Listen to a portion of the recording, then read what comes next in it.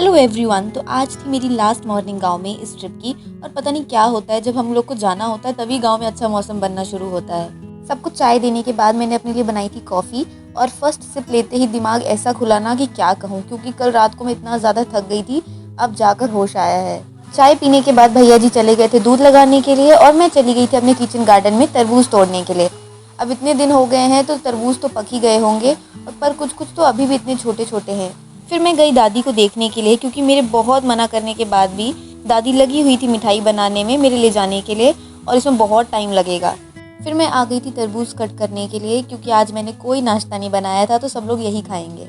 और अब देखिए कितने मस्त पक गए हैं तरबूज, एकदम लाल लाल हो गए हैं। और फाइनली आज हमारा घर प्याज से खाली होगा, क्योंकि आज बनिया आ गए थे प्याज लेने के लिए। और अभी इतने टाइम के बाद खोया रेडी हुआ है, और अभी तो दादी चाशनी बनाएंगी तब जाकर मिठाई बनेगी। और ये मेरे लिए अलग से दादी ने निकाल रखा है खोया। और फिर पंखा लगाकर मैं बैठ गई थी खोया खाने के लिए। और सच में बिना चीनी के खोया खाने का अलग ही आनंद है, मुझे तो मज़ा आ गया था।